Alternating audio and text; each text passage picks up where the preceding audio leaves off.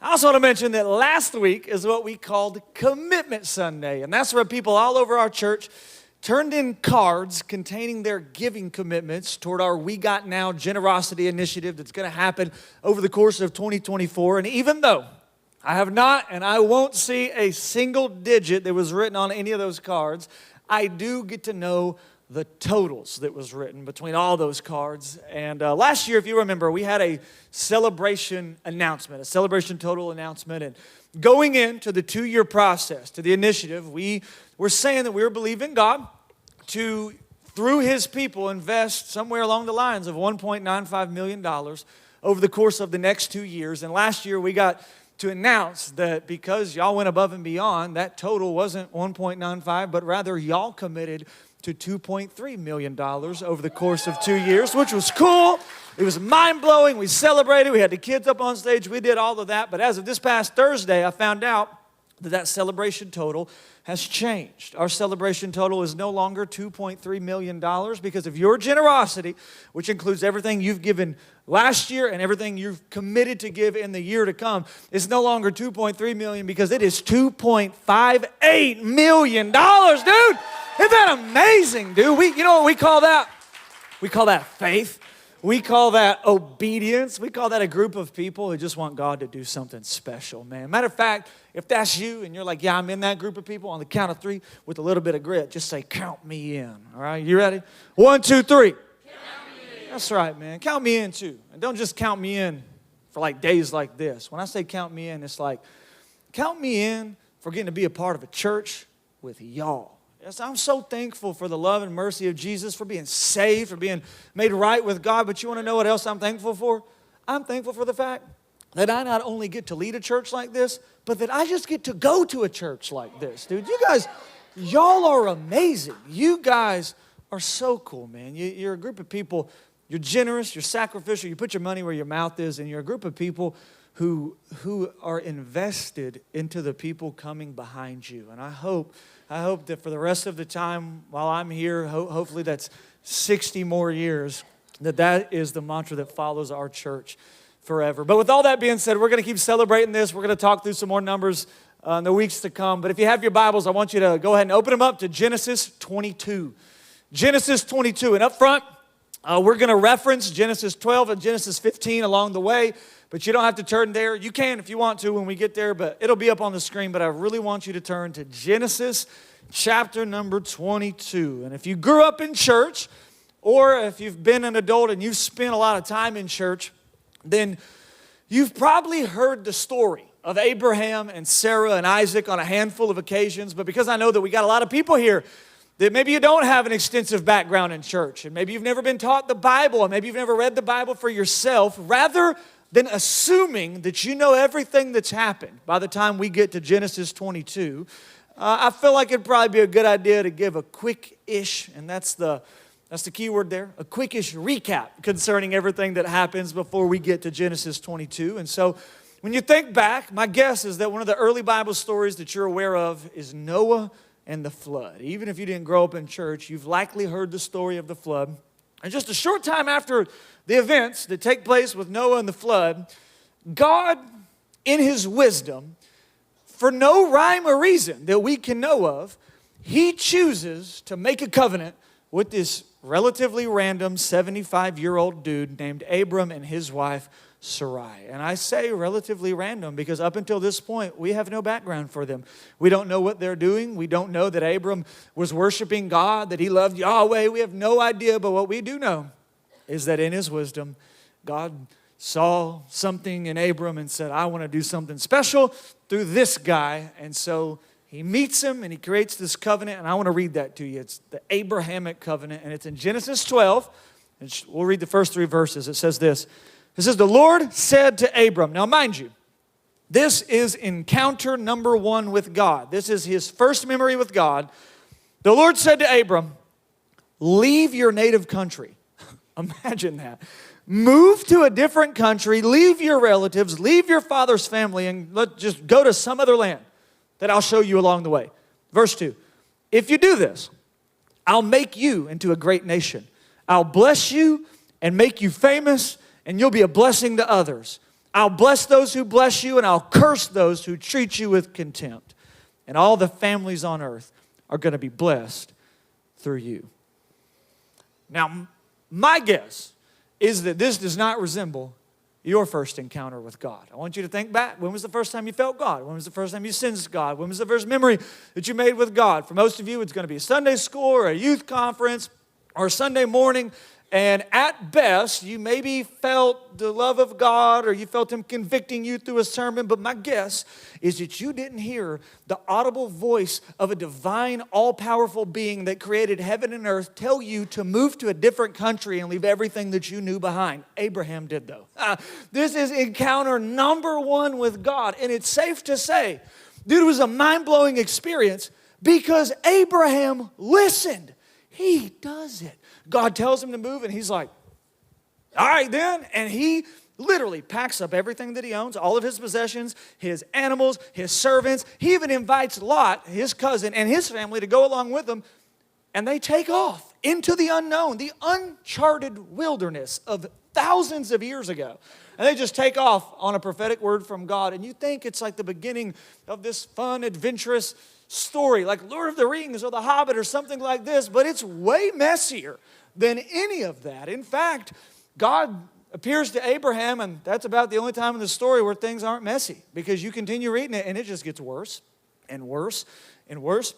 It's one of the messiest stories in all of Scripture, and that's honestly saying a lot. But first, one of the first things you find out is somewhere along the way, Abraham lies to the king of Egypt, and he causes a bunch of people to get hurt because of his lie. And then again, some more time has passed, and Abraham and Lot end up having to like part ways and go in different directions because their employees were bickering back and forth. But they're not just bickering. It's not like, I don't like you and I don't like you. It's like, if you don't get your sheep off my land, I'm going to kill you. It's like, that's intense. There's a lot of drama there. There's some action happening there. And so they part ways. They kind of go their own directions, but not for long, because then Lot gets captured by these evil guys. And so Abraham has to roll up with his boy and murder all of them. He goes to war and kills these dudes that have kidnapped Lot. So like the story just keeps getting more intense and more action-packed and more gory and more bloody. And thankfully, we then get to a spot within the story where the action dies down a little bit.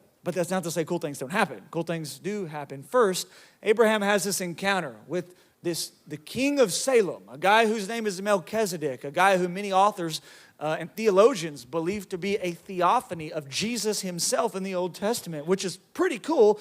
And then God steps back into the story, and he offers Abraham another promise. And I want to read you this one. This is in Genesis 15, verse number 5. It says this.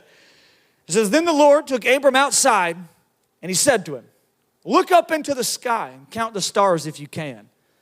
That's how many descendants you're going to have. And now this has obviously got to be really encouraging, because remember, Abraham, the promise is you're going to be a father of many nations. The whole earth is going to be blessed through you. And so obviously this has got to be super encouraging, but just like how it always works with God, God's promises don't come through on Abram's timeline. And just like how it always works with people, because that was the case, because their prayers haven't been answered, because God's not moving when they want him to move, Abram and Sarai begin to take matters into their own hands. They're not getting pregnant. They're getting older. I mean, they're really aging, big time. Nothing's happening. God's promises aren't playing out. And so Sarai comes up with this wild idea. I don't know how she thinks it's a good idea, but she's like, here, obviously we didn't hear God, or he's not coming through, or whatever. So here's what you should do, Abram. You should go and sleep with the slave girl out back. Hagar, you should go and get her pregnant and have our baby through her. And you would think that Abram, like any halfway intelligent dude, would say, this isn't a good idea. I shouldn't do this. Not only is this disobeying God, but I also love my wife, and I would never want to do anything like that. Wrong. Abram's like, great idea. And he goes, and he sleeps with the slave girl, gets her pregnant. And this Sarai, the one who had the idea in the first place, gets so jealous over the fact that Hagar's pregnant that she starts treating her so bad that Hagar dips out. She runs away from home, but she doesn't run away into like some nice big grand city. You got to remember, this is thousands of years ago. She runs away into the desert wilderness to her doom and destruction because she'd rather be out there with the wild animals than to have to live with Sarah because she's treating her that harshly. And this is such an intense situation that God himself has to step in and intervene in the middle of all their drama, and he convinces Hagar to go back home, and so she does. And she does end up having a child named Ishmael. Fast forward a little bit more time. Now Abraham is 90 years old, which means we are 15 years into this storyline. 15 years in. All right, there's been a lot of stuff happen at this point. They've gone to war. They've parted from Lot. They've seen all this different stuff take place. They've made good decisions. They've made bad decisions. 15 years in, and Abraham and Sarah still don't have a baby. And this is the first thing that God told them. I'm going to make you a father of many nations. 15 years in, they still don't have a baby. And God, in his patience, man, if you've been there and you know God's asked you to do something and it hasn't come through, thank goodness God is patient with us, because in his patience, he comes back into the story. He makes another promise. He establishes another covenant with Abraham. And he says, you will indeed have a son. And when he makes this covenant with Abram at the time, as a reminder of this covenant, he says, not only am I going to change your name, which is Abram, to Abraham, and not only am I going to change your wife's name, Sarai, to Sarah, but as a reminder of this covenant, I also want you to circumcise yourself. And it's like, plot twist. I mean, you don't see this one coming. You think that things are really on the up and up here. God is making these promises. He's coming through. People's minds are getting blown. And then the Lord's like, well, hey, as a reminder of this, so you don't forget, circumcise yourself. Not have someone else do it. You do it. And Abraham's like, okay, cool, man. What's circumcision? And God's like, just come here real quick. And then Abraham's like, what? You want me to do what? To that? Is a guy? I don't know. I'm not sure. But he does it. He establishes the covenant with God through circumcision. And then 10 more years pass. And nothing happens. I mean, something happens. He has a few more defining moments with God along the way that I'm sure he needed. He watched God nuke Sodom and Gomorrah, just blow them off the face of the planet. He lies to another king and almost gets that king killed. And 10 years passed to the point where it wasn't until Abraham was 100 years old that he finally got to see Sarah conceive a baby and give birth to their son named Isaac. But here we get to the part of the story where it's like God has finally made good on his promise.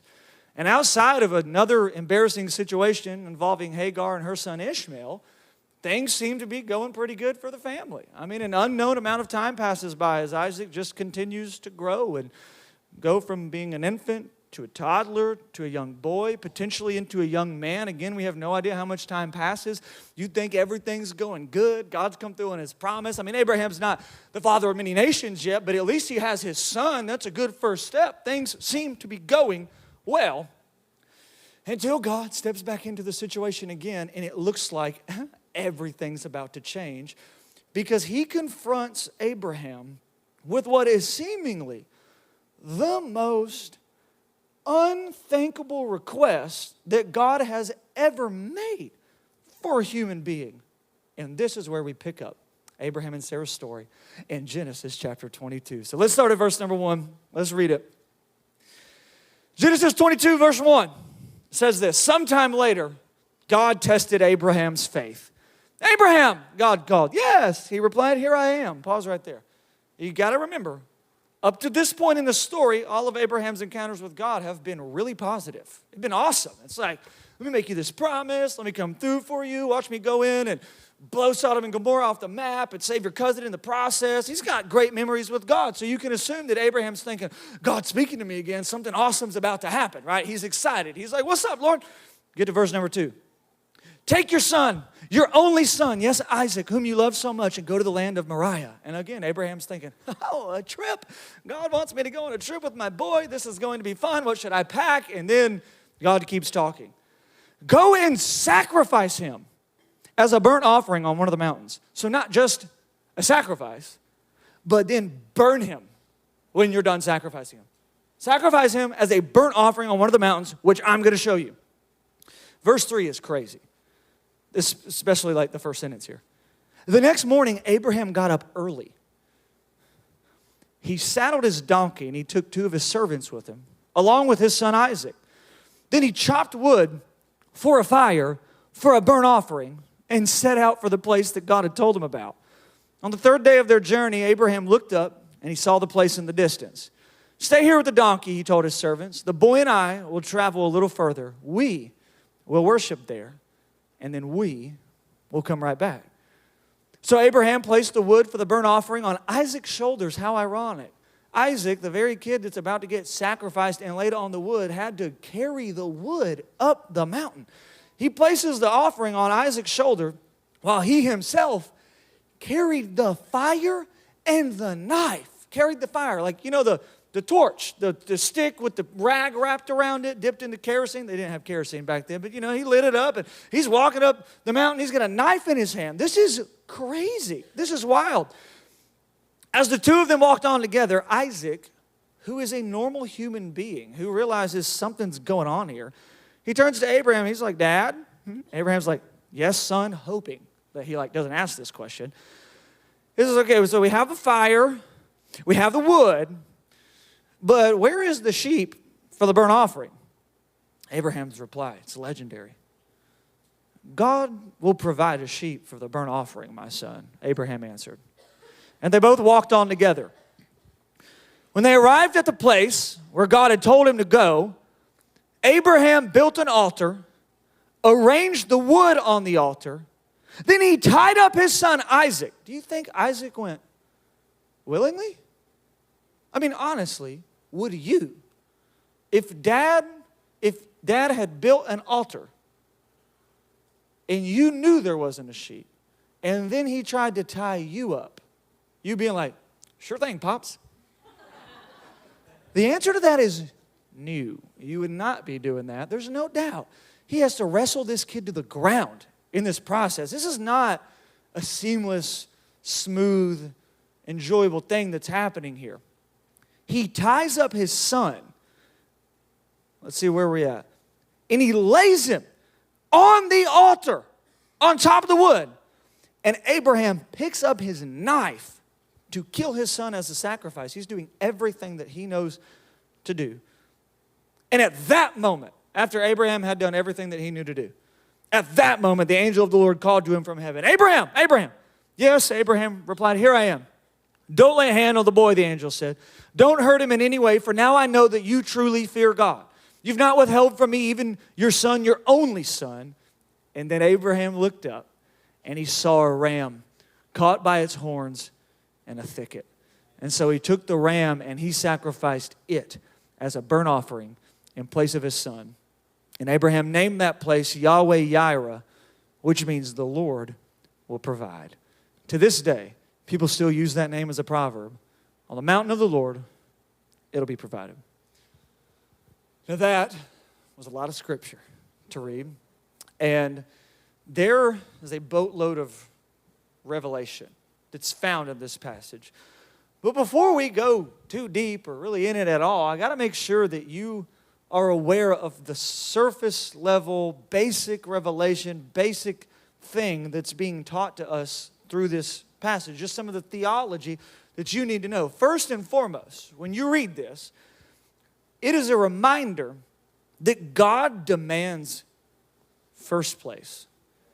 God demands first place. I want you to think about this. It was not by happenstance that God asked Abraham to sacrifice his son. Isaac was the very thing that Abraham had been believing for and waiting for and asking God for years. But Isaac was also the factor behind some of Abraham's worst decisions. Isaac, the answered prayer, God's blessing embodied, had started to become an idol. Abraham, like many parents who deeply loved their children, he'd started placing a higher priority on Isaac than on God himself. He'd started valuing the answered prayer more than the one who answers the prayer. And that ain't how it works. That's unhealthy, that's dangerous, and that's tiptoeing the line of idolatry. And so to make sure that Abraham didn't fall down that slippery slope, God asked him to give up his son altogether, which is crazy to think about. Like, you can't just read these stories and assume that this is normal stuff. We're so familiar with the Bible sometimes that we forget how wild this stuff actually is. This is wild. God asking Abraham to use his son as a human sacrifice is quite possibly the exact opposite of anything God would actually want any human to do to another human. It is barbaric. It is against the nature of God. And to some degree, we can assume that Abraham understood this. To some degree, we can assume that even Abraham, he didn't know the end of the story, but he knew this can't be exactly what God's going to let happen. To some degree, we can assume that Abraham knew that God had a trick up his sleeve. And the reason that we can know that is because of verse number 5 and verse number 8. Let's read them again. Verse number 5. Stay here with the donkey, Abraham told the servants. The boy and I will travel a little further. We will worship there. And then we will come right back. So he had an idea. We will come back. In faith, he's going, I don't know. I'm not sure if this is going to happen. So he says it. We will come back. And then it continues on. Verse number 8, Isaac's asking questions. He's like, where's the sheep for the burnt offering, Dad? And Abraham, verse 8, he says, God will provide a sheep for the burnt offering, my son. Abraham answered, and they both walked on together. So here we see what Abraham really believed, or at least really hoped would happen. He was convinced that God had a plan in place to keep his son from danger after all. But all the while, he was continuing to learn that God demands radical obedience. He demands radical obedience. And that if God's going to change the world with someone, he's going to change the world with someone who will put him in first place. And this isn't anything new. This may be the first time that we see this being communicated through the Scriptures, but that's the same story that continues to get communicated through the Scriptures. In fact, it's the same exact thing that Jesus communicated every time, like all the time. He said this stuff. Have you ever wondered why Jesus demanded so much from people who wanted to be his disciple? Consider the fact that we make following Jesus and we make becoming a Christian way easier than Jesus ever did. He didn't say, if you want to be a Christian, if you want to be my follower, then repeat a prayer and raise your hand when the music plays and it crescendos and the band swells and it feels nice, and then everyone's going to clap, and then come down front, let people know, maybe get baptized somewhere along the way, join a small group, read your Bible, and just try to live better. That wasn't the call. Jesus is like, hey, if you want to be one of my disciples, you have to leave your friends, leave your family. You have to sell all your possessions, and you have to come and follow me and sign right here on the dotted line that when it comes time for you to get crucified on a cross, you're good with that. That you're good for getting nails put through your hands. You're good for getting whipped and beaten and tortured, not just in front of your friends and family, but potentially by your friends and family. If you want that, come be my disciple. You ever wondered why Jesus did that? I mean, that's not the best. I mean, any marketer will tell you if you want to grow a small business, that's probably not the way to do it. Hey, we're starting this great church. Come along. Come over here and get killed. I mean, you know what I'm saying? No, that's not the ploy. If you're trying to build a great ministry, probably not your selling point right there. So why in the world? Why does Jesus say that? Well, because all along through the Scriptures, the storyline's been the same. God demands to either be first place in your life or to not be in your life at all.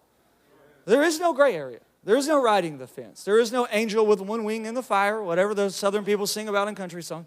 That doesn't exist. You're either all in or you're all out. God wants everything or he wants nothing at all.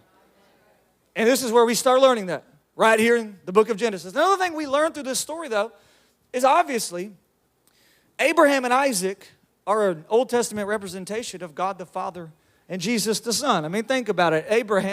Isaac, Abraham's only son, has got a load of wood on his back, and he's walking up a mountain to become a human sacrifice. Who does that sound like, ladies and gentlemen? I don't know. This pretty popular guy named Jesus, right? Jesus, the Son of God, who carried a wooden cross on his back up the hill toward Golgotha to be used as a human sacrifice, just like every single Old Testament story. The story of Abraham and Isaac is foreshadowing. It's a prophetic picture of what God's going to do through His only Son, Jesus, and sending Him to the earth to live a sinless life, die on a cross, be raised from the grave so that we could be made right with God and step into our purpose. It's been saying that this whole time, and it's good for you to know. That's important for you to know. It's called theology. We need it. In fact, I'd go as far as to say we might need it now more than we've ever needed it. But at the same time, I think sometimes we approach the Bible and we're looking for these deep theological revelations, and we're looking for those so hard that we often forget to pause and reflect on the fact that these Bible stories were written about real people. Real people with real problems and real fears and real worries and real families and real lives just like ours, except they did not know the end of the story while they were going through the story. And so with that being the case, you got to ask yourself, how did Abraham say yes to God so quickly? It said, how did he say yes to God, to this daunting task so quickly? I don't know about y'all. I think I might have sat on that request for a couple of days. Abraham slept on it one night. I'm thinking I might have sat on that one for a couple of days, a couple of weeks, a couple of months. Maybe I would have, I don't know, talked to my wife about it before I did anything. I would have gone on a fast. I would have hired a therapist. Let's be honest. You know what we would have done, and you're here at Overflow, you're allowed to be humble, open, and transparent. We would have disobeyed God. You would have killed your child. Don't tell me you would have. I don't think that you would have. I don't think that I would have. You know what we would have done? We would have said, the enemy spoke to me in a dream last night. We would have chalked that up to the voice of the enemy. We would have done nothing. Not Abraham. He got up early the next morning. Imagine how hard it is for you to get up early. I mean, you're at the 11:30. You don't know nothing about getting up early for church. He got up early to go kill his son. That's just crazy. And so the question is, how? How does he do this? I only have one guess. My guess is that after the previous 25 years of Abraham rationalizing God and trying to do everything in his way and in his timing and making matters worse every time he did that, this time around he thought, I'm going to try a different approach. He's had some time, some wisdom, some memories, some experience. He's seen God perform miracles. And so that night, think about that night. How insane. God asked him to do something, and then he lets him try and sleep on it. Some of y'all can't even sleep after having one fight with your spouse. You're just up tossing and turning all night long. Sometime between the moment when God asked him to do this and that morning, Abraham reconciles within himself. And he says, you know what? If this is God asking me to do this, if this really, even if it's crazy and it seems like uncomfortable and wild and I can't make sense of this, if this is actually God asking me to do this, then unlike every other moment in my life, unlike when I went and had Ishmael and turned my life upside down, this time I'm going to respond to God the right way. This time I'm going to respond to God in the way that we should all be responding to God. And he's thinking, this time I'm going to say, it is what it is. God's asking me to do something that I'm confused about. I don't know how it's all going to turn out. But if God's asking me to do it, then I'm going to do it. It is what it is. No questions asked. It is what it is. Look at the person you're sitting next to. Just tell them, say it is what it is. Historically, in my life, I've used that phrase two different ways. A lot of times that phrase is what you say when you've given up, when it's a hopeless situation. You say, it is what it is. Like, I know that all too well. I graduated from South Fulton High School, and I played basketball there. So I had my fair share of hopeless situations that I had to give up on. Every single Tuesday and Thursday night, I had a hopeless situation. Unless it was Greenfield or Gleason. Shout out to our Greenfield and Gleason. Nah, it's not that we could even beat you, but we knew we had a chance. We had a chance. But when we show up in Humboldt, it's like, I don't even want to go through warm-ups right now. Look at these. Their C team is throwing down, their 8th graders are throwing down alley-oops. And we're like slapping the backboard, doing our layups, doing our thing. And we're just, then I play the game. I get my shot blocked 14 times. I make 10 turnovers. I don't get any rebounds. And I get 1 point off of a free throw that the referee let me take because he felt bad for me. And I walk out of the gym having lost by 85 points, and it's the 4th time this season that it happened. And what do you say? It's freezing cold outside. You go in the car and you say, it is what it is. Yeah, y'all know. It is what it is. But there's been other moments where that phrase, it wasn't a signal of, I've given up. There's been other moments in my life where that phrase has been a cry of faith.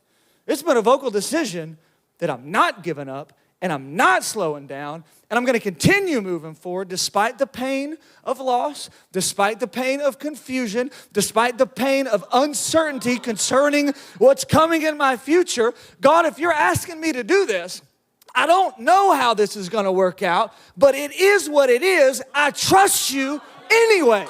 I don't have the answer, but it is what it is. I still trust you. And what you have to assume is that this is exactly what's going through Abraham's mind. He's getting up early in the morning thinking, I'm about to do something that doesn't make any sense. But it is what it is. I've disobeyed God in the past. That clearly did not work out for me. This time, I'm trusting God. He goes to wake up his son, Isaac, to get him up, to go on a journey that the end result could be the most unthinkable thing that you could imagine. And he's going, it is what it is. I'm going to trust God anyways. Then he sits on a donkey for 3 days.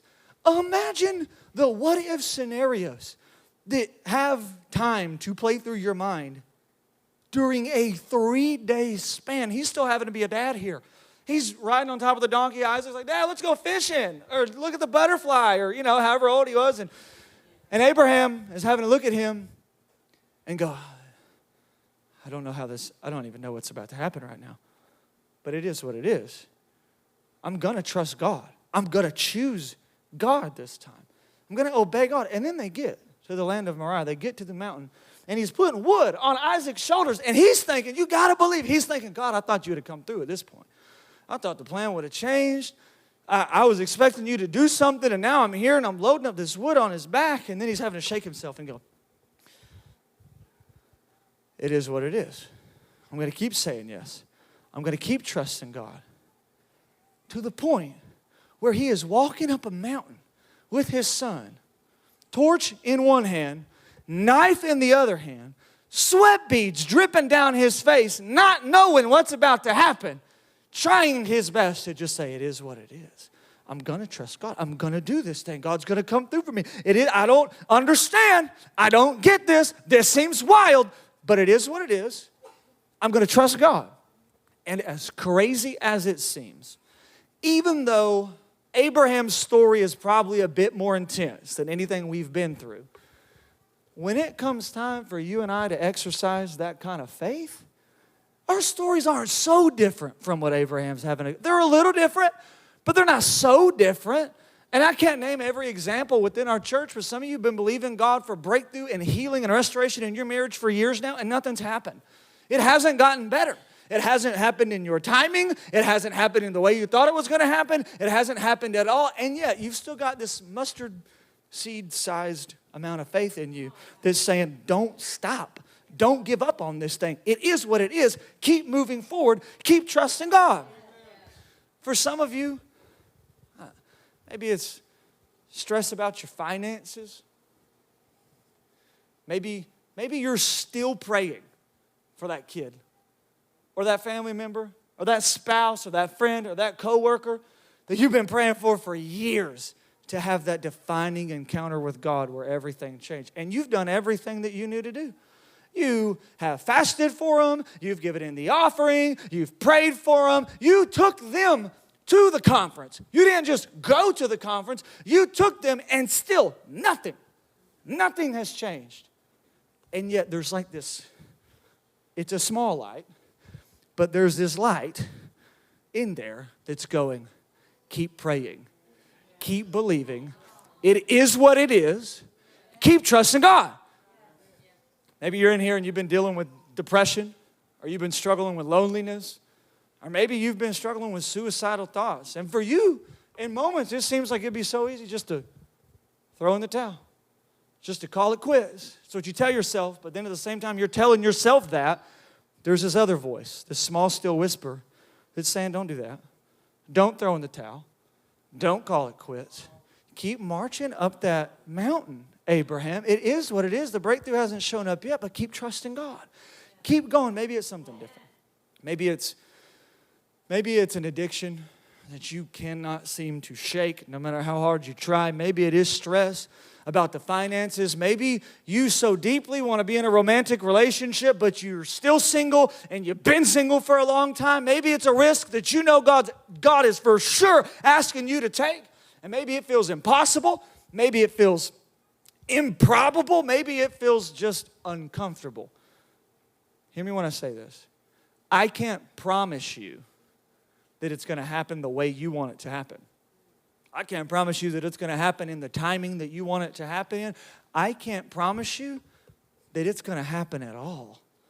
But I can promise you that your best bet, your best plan of action is to put your head down, keep marching up that mountain, follow in Abraham's footsteps, and take a chance on God's faithfulness.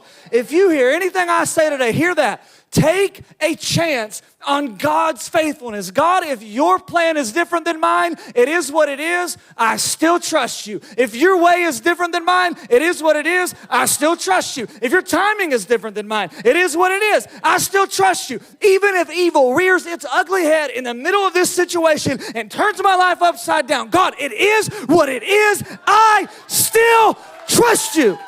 I still trust you. Say this with me. Say, it is what it is. That's faith. That's faith. That's faith. The substance of things you're still hoping for. The evidence of that thing, that breakthrough, that answered prayer that you still haven't seen. That's faith. And sometimes exercising it is what it is kind of faith, it requires a ridiculous amount of risk. Just so you know, it don't always feel good. It doesn't always feel like the right thing to do. Sometimes it requires a ridiculous amount of risk that in Abraham's situation looked like the possibility of him killing his child. Risk that you can't always mitigate. Risk that you can't always come back from down the road. But even though that's true, even though sometimes it requires risk on our end, it is only through saying it is what it is and trusting God and obeying God and taking that risk that you set yourself up down the road to experience the moment when God steps into your situation and provides that ram right on time. Look at this real quick. Genesis 22, 9 through 14.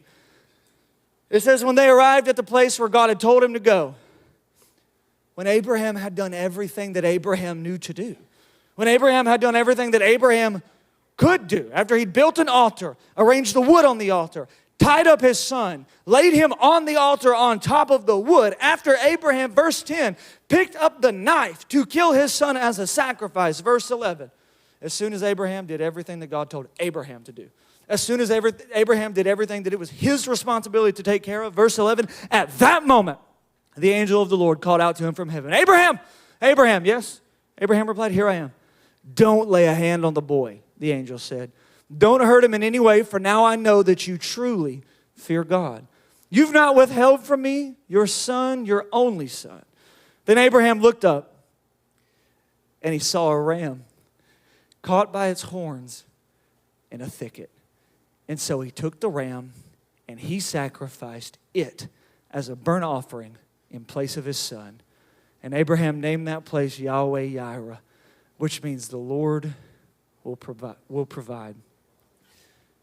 Just like Abraham expected from the beginning, God came through for him. Abraham did what only Abraham could do. He said, it is what it is. He trusted God and he obeyed God, even though his situation seemed insane and confusing and probably a little hopeless. But because Abraham did what only Abraham could do, God then stepped in and does what only God can do. And God provides a ram. He provides the blessing. He provides the exact thing that Abraham needed at the exact time that he needed it. And why is that? Because that's what God does. And that's who God is. He's Yahweh Yireh. He's the Lord our provider. I could not possibly tell you every story I have of learning how much God really is a provider. Stories of God providing a ram in a thicket for me in my own life. I remember being a 16-year-old boy who'd grown up in church my whole life, but was as far from God as you could possibly be. I was still paying the fees from the DUI that I'd gotten months before that. And God stepped into my life at a youth conference in Alabama, and He provided a ram through the avenue of salvation. I got saved. I experienced the love and presence of God in a way that I never had been. I got set free from sin. I got thrust into purpose, and everything changed. God provided that ram for me at the right place at the right time. Fast forward a couple of years.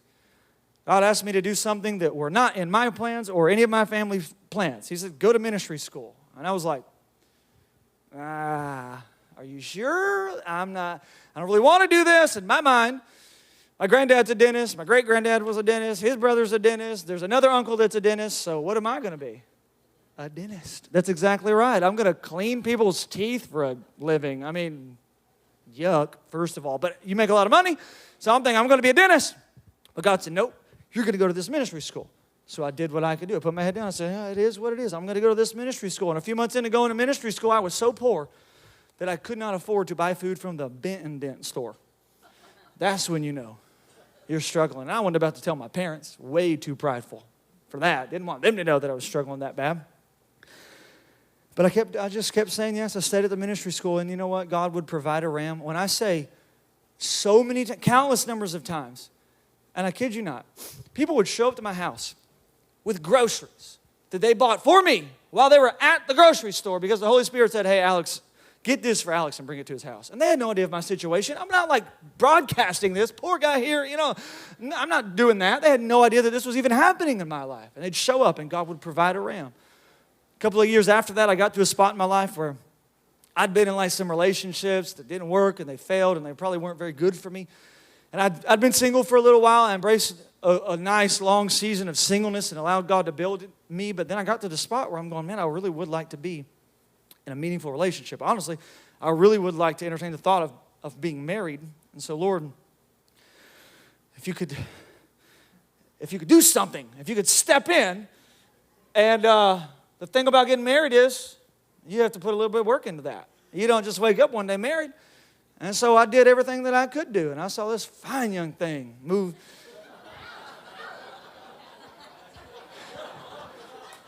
to Alabama. I said, well, it is what it is. And I asked her out on a date. And God provided a ram through me getting married to a woman that's so far out of my league that people remind me of it every time they see me. They see us together. And they're like, oh, Alex and Sam. Say, Alex, she's so far out of your league. I'm like, I know. Why are you reminding me? I have to look in the mirror just like everybody else does. I know she's out of my league. A couple of years down the road, God begins to ask us to move back home to West Tennessee. This is not something that I wanted to do. This, in fact, was something that I told the day I graduated, I was certain I will never move back to the wasteland that is rural West Tennessee. Maybe Memphis, maybe Nashville. This place, McKenzie, South Fulton, Martin? No way, dude. Anywhere but there. And then we started feeling like God was clearly telling us to go. And so we put our heads down and we marched forward and we said, it is what it is. We trust you. We moved to West Tennessee, and God provided a couple of different rams for us. First, He provided a ram for us in the form of getting to be closer to my family and even do ministry with my family for a season. And then He provided a ram that went by the name of Josh Crawford and Matthew Page and Chelsea Butler and this ragtag group of people in McKenzie, Tennessee that went to Overflow Church, a ram that has changed the course of my life. Fast forward a couple more years. 2020 gets here. And we start believing God for a child. And it's not happening. And we're doing what we know to do. And we are crying. We are begging God to some degree. And 3 years down the road, all we have to show for it is a miscarriage. And we thought, you know what? And we literally said this. This is not an exaggeration to fit the sermon. This actually came out of my mouth. We said, it is what it is. We're going to keep trusting God. We're going to do what we can. And we did. We were getting the appointments. We were doing the checkups. She was taking Mucinex. We're doing everything we knew to do to conceive a baby. And then, of course, about 8 months ago, 7.5 months ago now, God provided a ram for us in the form of a baby boy. The fingers crossed, Lord, is going to be born at the end of January. Not on Christmas, please, but at the end of January. Now, I say some of this stuff, of course, to encourage you, but I want to be very clear. None of this is to say that everything's going to work out exactly how you're expecting it to work out, that things are going to go smooth, that every dream and desire of your heart is going to be fulfilled exactly how you want to or better, because that's not the gospel message. In the middle of these testimonies, me and Sam also walked through a load of pain and loss and heartache and grief, but through it all, God's goodness and God's faithfulness was on display every step of the way. I can't tell you how many stories we have, just as a couple, of putting our head down, marching forward, saying, it is what it is. We trust God. We trust you anyways. And then watching as He showed up and He blew our minds. And He did stuff that if I could tell you every testimony, it'd make your head spin. But the cool part is that you don't have to rely on my testimony. You have those same stories. I see those stories represented on faces all over this room. For some of you, man, I mean, stories of marriages that did get healed, stories of salvation, stories of debts being paid off and bills being paid off, and people experiencing gifts of the Holy Spirit that you never thought you would experience, stories of physical healing, stories of growth in God, stories, how about this one, stories of you making deep friendships even though you'd already written that off. He said, I'm too old for this. And then suddenly now you've got closer friends than you've ever had in your life. And the list goes on and on and on. And you want to know the truth about all that?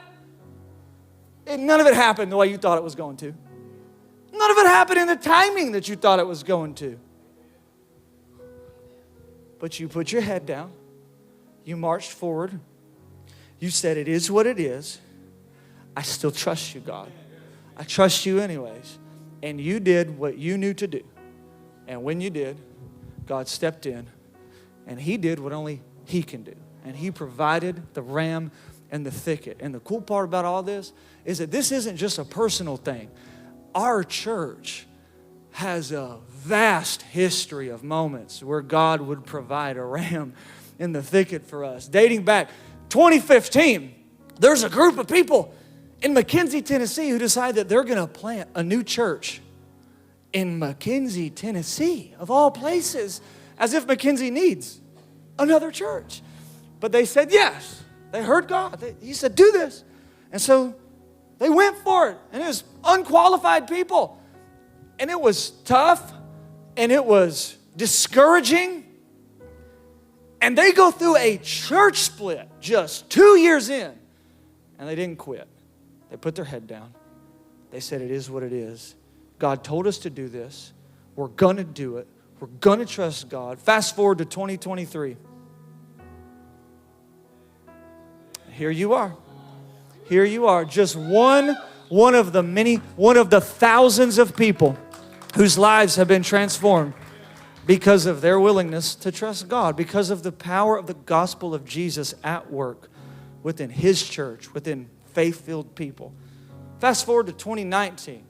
We're still in the old downtown building. Many of you you weren't there, and you wouldn't even know that it was the church if you passed by there now. But we're still in the downtown building, and we desperately need to be in this space because we were running out of room. But the issue is that we didn't have the money to be here. It was going to cost us somewhere between $40,000 and $60,000, and back then that might as well have been $20 million to us. We did not have the money, but we knew God was saying, get to this building. Get to this building. This is your goal. So we said, all right, we will trust you. We will do whatever it is we knew to do. We said, we don't know how this is going to happen, but it is what it is. We're going to do what we can do. So we launched the most unsuccessful giving campaign in the history of our church. We have a vision night. We're trying everything we know to do. And to everybody's surprise, as a result of a cheap red hat that got won at the Obion County Fair, of all places, not only does God provide a ram for us in the form of $40,000 or $60,000, no. In the span of just 3 months, God provided a ram for us in the form of $130,000 that got us into this building. And then in 2021, we felt God challenging us again. In fact, this was a really strange one, but we felt God challenge us to go on attack mode and to believe that by Easter of 2022, that we were going to worship with 800 people. And to not only believe for it, but to say it out loud. And for us at that point, that was just as wild as believing God for $40,000, because we were used to seeing about 400 people on a Sunday, which was amazing. It was still a blessing. It was still so cool. But we felt God challenge us to out loud say that we were going to worship with 800 people come Easter. And so we said, all right, if this is what you want, we'll say yes. It is what it is. We don't know how this is going to happen, but it is what it is. We're going to trust you, and we're going to do our part along the way. We're going to invite people. And hear me, we didn't worship with 800 people on Easter of 2022. We saw 1,000 people walk through our doors in Easter of 2022. And later that year, man, something even more wild than any of that took place. We started feeling God challenge us to embark upon a building project for our kids, a project that was going to stretch our faith more than we ever thought was humanly possible, a project that was so grand and so excellent and so big that it was going to require our church stepping up in their giving. And it was going to require our church committing to giving $2 million over the course of 2 years. And you'll remember that the name of that initiative was We Got Next. And I'll be the first to tell you it was the most intimidating thing I've ever done in my life, standing on this stage and inviting you to give $2 million over the course of 2 years. I've never been more scared to do anything, ever. You've heard the story. I was sweating through my clothes all day long because I was so nervous. But you know what we did? You know what y'all did? You said, we don't know how this is going to happen. But if this is what God's asking us to do, then it is what it is.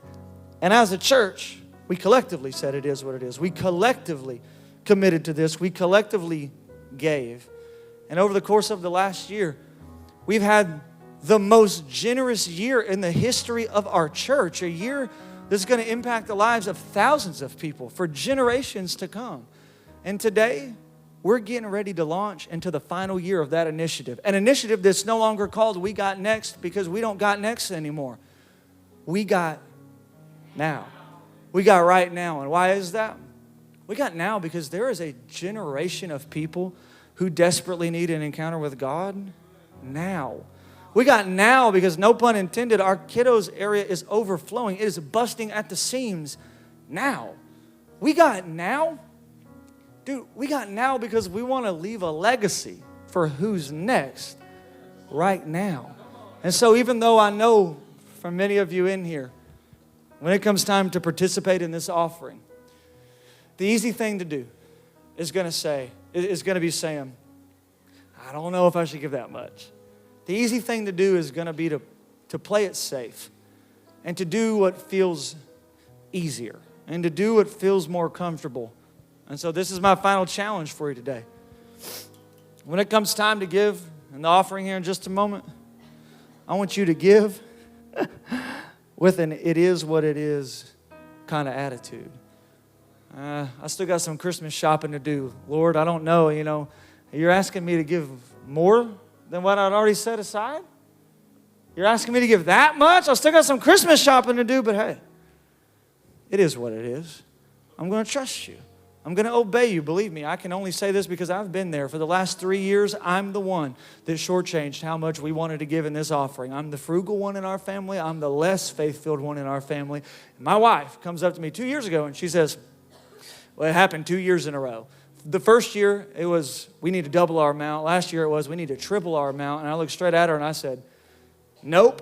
And I got up on this stage and God said, oh, you just like talking about generosity. You don't like actually being generous. And I walked right off that stage and I said, baby, I am so sorry. I will never doubt you again. And we gave like what God was asking us. We said, it is what it is. We trusted Him and He's come through for us every step of the way. Man, for some of you, you know Christmas shopping's on the way. For some of you, though, you're thinking, I wrote a prayer on this card 2 years ago, and it still ain't happened yet. And you're going to have a little bit of faith rise up in you and say, you know what? It is what it is. I'm still going to give.